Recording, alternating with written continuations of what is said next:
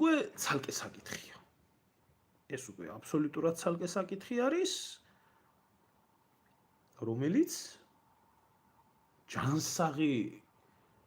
ჯანსაღად მოაზროვნე ადამიანებისთვის ისედაც გასაგებია. დაზარალებული ვინ შეიძლება იყოს, რათაც მეტი გაგრძელდება ომი. ანუ რა ხდება? საერთოდ ომი ყველაფერს ცვლის, ომს მასშტაბებს გააჩნია, თორე ომი ყველაფერს სულ სხვანაირად თავის ადგილზე აყენებს.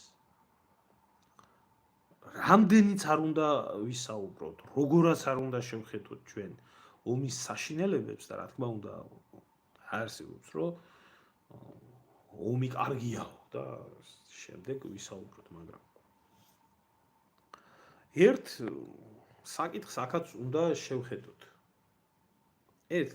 ერთ ელემენტარულ რაღაცას უნდა შევხედოთ. ომი კაცობრიობის ისტორიაში ყოველთვის ასე იყო.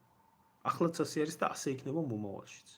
ეს არის როგორც მეცნიერულ-ტექნიკური პროგრესის მთავარი დრაივი, როგორც ამბობენ, ძრავა.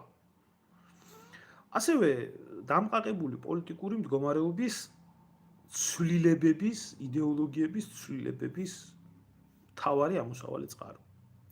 ამიტომ სამხედრო მეცნიერების განვითარება ავტომატურად ახდენს განვითარებას შემდეგ სხვა დარგების, რადგან ომი ეს არის გადარჩენისთვის მებრძოლი ორი მხრის ჯახი, რომელიც ყველა ღონეს მიმართავს ერთი მეორის გასანადგურებლად და ადამიანი, როდესაც გადარჩენისთვის იბრძვის, მას გონებაც სხვანაირად უმუშაობს, შეხედულებებიც სხვანაირი აქვს და ასე შემდეგ. ამიტომ აქედან გამომდინარე ისტორიამ დაამტკიცა, რომ ომებმა სამყაროს შეცვალეს როგორც მეცნიერული განვითარებით, ასევე იდეოლოგიური სრულყოფით და ადრე თუ გვიან ამ დამპალ იდეოლოგიას, რასაც ლიბერალიზმი ერქვა, თუ ომი არ ჩაანაცვლებდა, სხვა უკვე ვეღარაფერი ვეღარ ჩაანაცვლებდა. აი ამ ულტრალიბერასტული დასავლეთის მახინჯი იდეოლოგიის, რომელსაც მოიცვა თავიდან ბოლომდე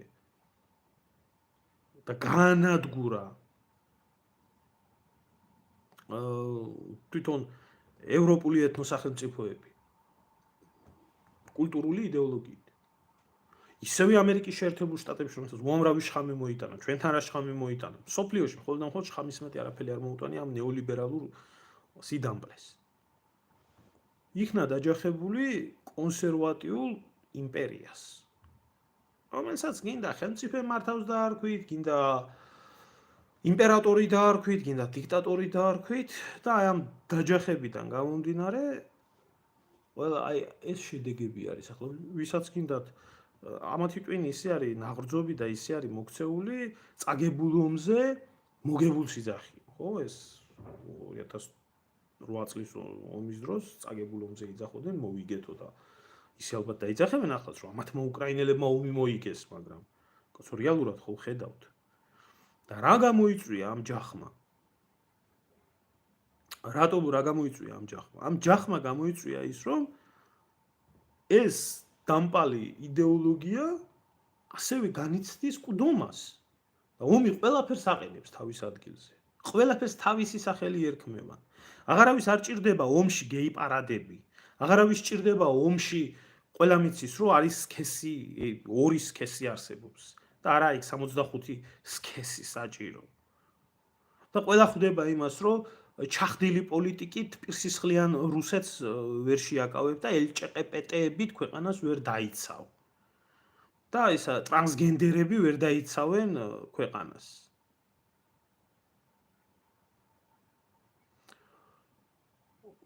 ერთი წუთით ვთქვი მე და ყველას გავცემ პასუხს და ზრდილობიანად ისაუბრეთ ერთმანეთში და ჩემს მიმართებაში თუ ვინმეს გინდა თუ არა ბლოკი არ მეშლება. დაგბლოკავთ და აგახოვებთ, არ მინდა უბრალოდ რომ მაგდონეზე დავიდე ზოგიერთ. თუ ვინმეს გაქვთ რაიმე კითხვა გაგცემთ პასუხს. ანუ ამ მოვლენებს უყურებთ.